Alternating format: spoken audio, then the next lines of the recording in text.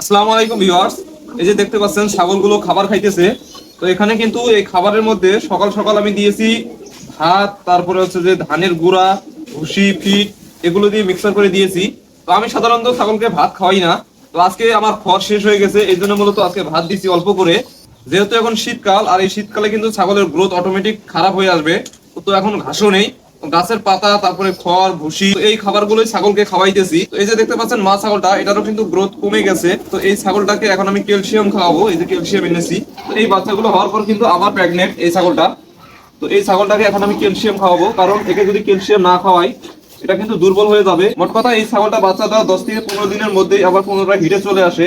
এর জন্য মূলত এই ছাগলটাকে নিয়মিতই ক্যালসিয়াম খাওয়াতে হয়। তো বন্ধুরা, এই ছাগলটাকেও এখন ক্যালসিয়াম খাওয়াবো। এটাও প্রেগনেন্ট, এটা কিন্তু ছোট, কারণ এটার বাচ্চা হচ্ছে এটা, তারপরের বাচ্চা হচ্ছে যেগুলো, তারপরে হচ্ছে যে আরো ছোট ছোট অনেক বাচ্চা আছে।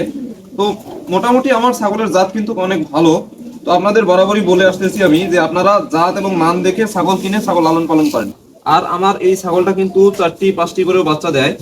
তো এবার দিয়েছিল 3টি, তার মধ্যে একটি বাচ্চা মারা গিয়েছে, তো 2টি বাচ্চা বেঁচে আছে। তো একটি পাঠা, একটি পাঠি।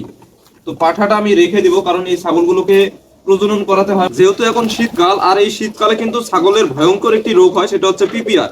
আর এই পিপিআরটা কিন্তু শুরু হয় ছাগলের ঠান্ডাজনিত বিভিন্ন রোগ থেকেই। যেমন এই ঠান্ডার মধ্যে ছাগলের নাক দিয়ে সর্দি পড়ে, জ্বর আসে, হাসি দেয়, কাশি দেয়। তো এই সমস্যা যদি আপনারা শুরুতেই ঠিক করে না নেন, তাহলে কিন্তু আস্তে আস্তে এই ছাগলটা পিপিআর এর দিকে ধাবিত হবে। আর পিপিআর রোগ হলে কিন্তু ছাগল বাঁচে না, ছাগল কিন্তু মারা যায়। এই পিপিআর রোগটা কিন্তু বড় বড় খামারের মধ্যে খুবই কম হয়, কারণ তারা ছাগল কিন্তু ভালোভাবে যত্নে রাখে। আর এই পিপিআর রোগটা সবচেয়ে বেশি হয় গ্রামগঞ্জে, যারা একটি দুইটি ছাগল লালন পালন করে তাদের, কারণ তারা রাতে ছাগলটা রাখে মেজের মধ্যে, মোট কথা মাটিতে রাখে। এই জন্যই মূলত ঠান্ডা পায়, ঠান্ডার কারণে দেখা যায় যে জ্বর আসে, হাসি দেয়, কাশি দেয়। তো এর থেকে কিন্তু আস্তে আস্তে পিপিআর হয়ে যায় ছাগলে। আপনারা কি করবেন, যারা একটি দুইটি ছাগল লালন পালন করেন, ছাগলকে অবশ্যই একটি মাচা করে দিবেন। মাচার মধ্যে যখন ছাগলটি থাকবে তখন কিন্তু ছাগলের এই ঠান্ডাজনিত রোগ হবে না। আর অবশ্যই মনে রাখবেন, এই শীতকালে ছাগলগুলোকে আপনারা লাল বাল্বের ব্যবস্থা করে দিবেন। তো লাল বাল্বের কিন্তু প্রচুর তাপ হয় রাতে।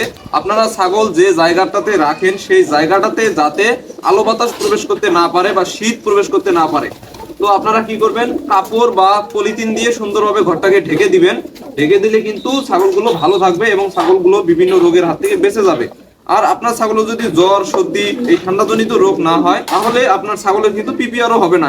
আর এখনো যারা পিপিআর এর ভ্যাকসিন দেন নাই ছাগলগুলোকে, অবশ্যই আপনারা ছাগলগুলোকে পিপিআর এর ভ্যাকসিনটা দিয়ে নেন, কারণ পিপিআর এর ভ্যাকসিন দিলে ছাগল কিন্তু অনেকটাই সেফ থাকে।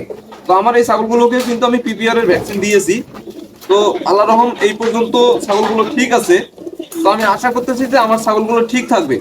অনেকদিন থেকেই ছাগল লালন পালন করি। তো আমার শুধু একটি ছাগল মারা গিয়েছিল, তারপর থেকেই ছাগলগুলোকে নিয়মিত পিপিআর এর ভ্যাকসিন দেই এবং খুরা রোগেরও ভ্যাকসিন আমি দিয়ে থাকি ছাগলগুলোকে। আরেকটি জিনিস মাথায় রাখবেন, সেটা হচ্ছে যে ছাগলগুলোকে এই শীতের মধ্যে আপনারা প্রতিদিন যে খাবারটা দেন, খাবারের নিয়মটা একটু পরিবর্তন করবেন বা খাবারগুলো একটু পরিবর্তন করে দিবেন। সেটা হচ্ছে যে ছাগলগুলোকে সরিষার খোল, সয়াবিনের খোল, এই জাতীয় মোট কথা তৈলাক্ত যে জিনিসগুলো, যা খেলে ছাগলের শরীরটা গরম থাকবে, তো এই জাতীয় কিছু খাবার ছাগলকে প্রদান করবেন। তাহলে কিন্তু ছাগলের শরীরটা গরম থাকবে এবং ছাগলের ঠান্ডাজনিত বিভিন্ন রোগ থেকে ছাগলগুলো ভালো থাকবে।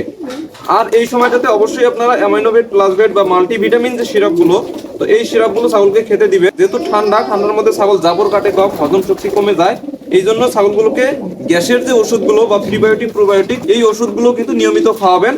তাহলে কিন্তু আপনাদের ছাগলগুলো ভালো থাকবে। তো বন্ধুরা, এই ছিল আজকের ভিডিও। যদি ভিডিওটি ভালো লাগে তাহলে অবশ্যই লাইক, কমেন্ট, শেয়ার করে দিবেন। আজ এই পর্যন্তই। আল্লাহ হাফেজ।